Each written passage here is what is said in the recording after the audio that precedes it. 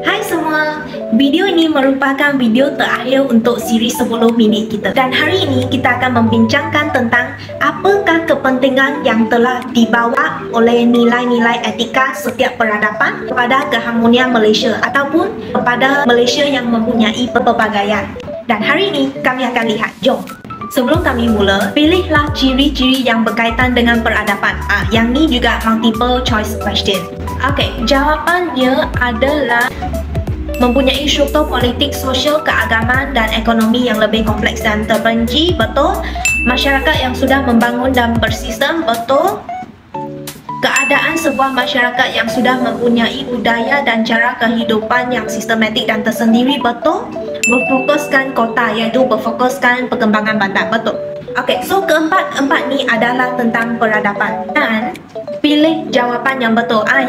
Yang ni pernah dikatakan dalam video kedua, iaitu jawapan yang keempat. Okey, mari kita lihat apakah sumbangan ataupun apakah kebaikan kita mempelajari nilai-nilai etika peradaban Islam. Okey, yang pertama, pengislamisasian ilmu, iaitu ilmu digabungkan dengan nilai akhlak ataupun nilai agama Islam, seperti menggabungkan kejujuran dan keadilan ke dalam ilmu.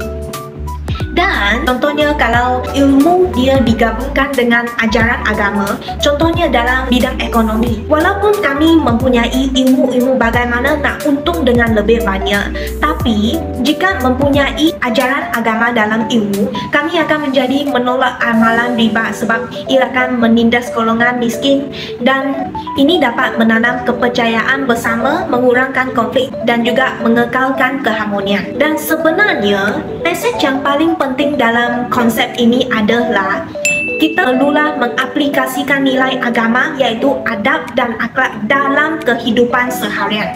Dan mengapakah kita katakan pengislamian ilmu adalah kerana ilmu adalah salah satu contoh yang kita akan guna dalam kehidupan harian. Dan sebenarnya setiap agama mengajar penganutnya berbuat baik, dan jika setiap rakyat Malaysia dapat bertindak di bawah ajaran agama, maka keharmonian di Malaysia akan sentiasa diwujudkan kerana setiap orang akan menjaga kebaikan sama satu lain. Seterusnya, etika toleransi kepada peradaban lain. Okey, dalam gambar peta ini adalah peta Andalusia. Pada abad ke-8 hingga 15, Andalusia ni dia diperintah di bawah agama Islam. Dalam Andalusia, kita ada rakyat Sepanyol, rakyat Arab, rakyat Afrika dan juga agama Islam, Kristian, Yahudi. Disebabkan mereka toleransi dan mempunyai penerimaan terhadap kesemuaan kepelbagaian ini, barulah wujudnya integrasi kepada sesuatu yang baru dan menjadikan Andalusia pusat kecemerlangan ilmu dan seni. Dan untuk Malaysia, iaitu negara kita sebagai sebuah negara yang majmuk, terdiri daripada pelbagai kaum, bahasa dan agama, sebenarnya kami juga berpotensi untuk mencapai kejayaan yang sama sekiranya rakyat-rakyat Malaysia ataupun kami benar-benar menghayati nilai keterbukaan dan toleransi sebagai yang pernah dibuktikan Andalusia. Seterusnya, kami akan lihat apakah kebaikan kita telah pelajari daripada nilai etika peradaban Melayu. Seperti yang kami cakap tadi, peradaban Melayu ni dia amat mementingkan budi dan adat resam.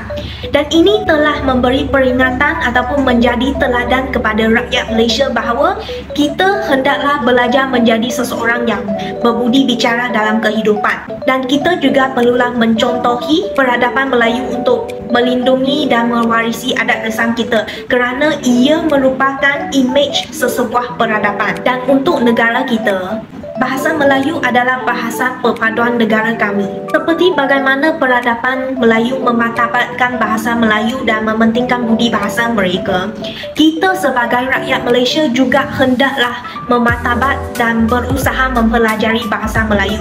Ini kerana dengan adanya bahasa yang sama, setiap kaum dapat saling memahami antara sama satu lain dan juga dapat mengelakkan salah faham. Selain itu, bahasa Melayu dia melambangkan identiti kita sebagai rakyat Malaysia. Setiap kali kami menggunakan bahasa Melayu, dia sebenarnya merupakan tanda kita setuju dan kita bangga sebagai rakyat Malaysia. Dan bukannya sahaja kita bangga kerana kita kaum Cina, kaum India, kaum Melayu. Tak. Dan secara tidak langsung, ini akan menjadikan rakyat lebih bersatu dan harmoni kerana terdapat pengiktirafan masing-masing adalah sebagai rakyat Malaysia. Dan keharmonian juga dapat dikekalkan kerana kuasa asing ataupun musuh negara akan berhentuk apabila mereka melihat rakyat Malaysia begitu bersatu, begitu mengiktiraf bahasa kebangsaan, begitu mengiktiraf antara sama satu lain.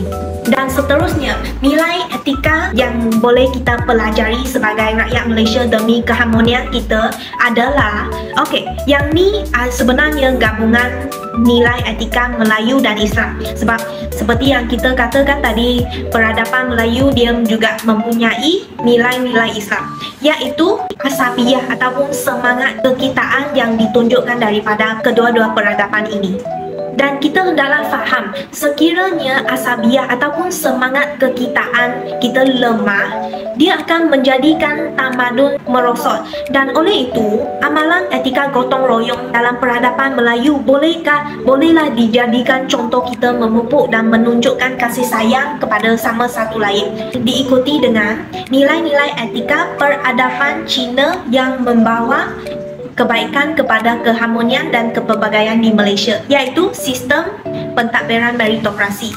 Sistem ini adalah peradaban Cina, mereka akan menilai calon berdasarkan kebolehan. Ini adalah tentang nilai keadilan dan nilai kerajinan. Di bawah sistem ini, contohnya majikan akan memilih pekerja berdasarkan kebolehan dan bukannya dia sebab dia kaum Cina, kaum India ataupun kaum Melayu. Dan juga pemimpin negara yang dipilih di bawah sistem ini adalah mempunyai kebijaksanaan dan kemampuan yang cukup tinggi untuk mengekalkan kestabilan politik negara. Seterusnya, seperti yang dikatakan tadi, etika dibentuk daripada proses pembelajaran. Untuk sistem meritokrasi peradaban China ini, dia juga turut mendorong rakyat-rakyat untuk belajar secara berterusan untuk memastikan kompetitiviti diri.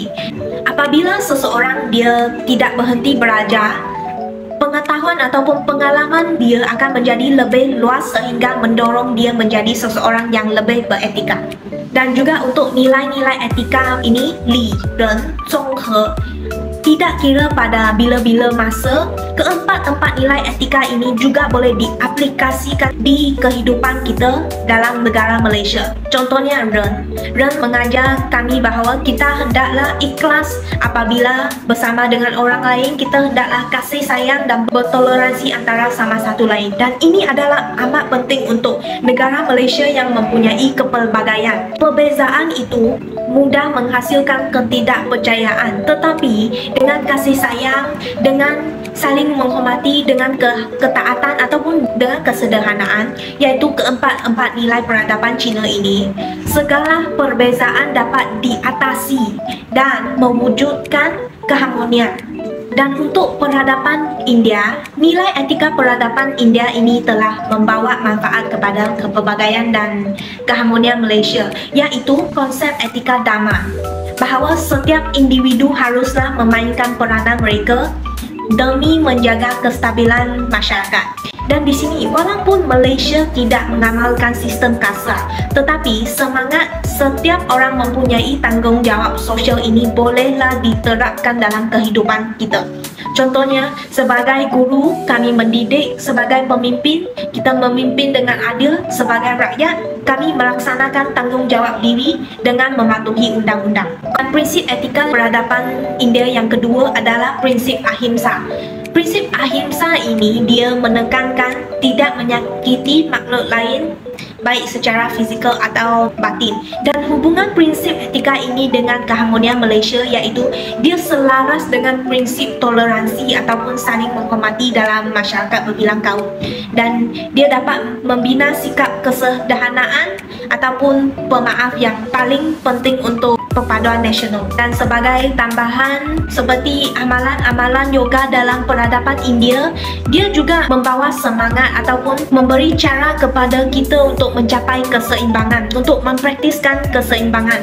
Nilai etika peradaban barat yang membawa kebaikan kepada Malaysia, iaitu nilai individualisme dan juga hak asasi manusia. Disebabkan mempunyai nilai-nilai etika ini, barulah individu dia dipentingkan sebagai unit yang diambil barat dan barunya berkembang konsep demokrasi yang dapat diaplikasikan dalam pemerintahan negara Malaysia. Dan kedua adalah revolusi saintifik. Dalam revolusi saintifik, dia telah menunjukkan nilai etika, keterbukaan dan juga rasional. Dan ini telah menjadikan manusia akan menjadi lebih terbuka kepada pemikiran baru. Tanpa kepelbagaian, tiada kemajuan. Tanpa keterbukaan, tiada keharmonian. Cuba fikir, kalau semua orang mempunyai cara berfikir yang sama dari latar belakang yang sama, ia akan menyebabkan tiada idea baru dan tiada inovasi.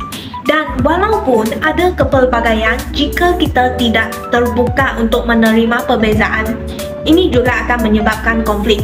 Oleh itu, kepelbagaian dan keterbukaan ini gabungannya amat penting untuk mewujudkan kemajuan dan keharmonian. Cuba kita fikir, jika kita tidak mengaplikasikan nilai etika demokrasi peradaban barat ke dalam negara kita, iaitu negara kita tiada demokrasi.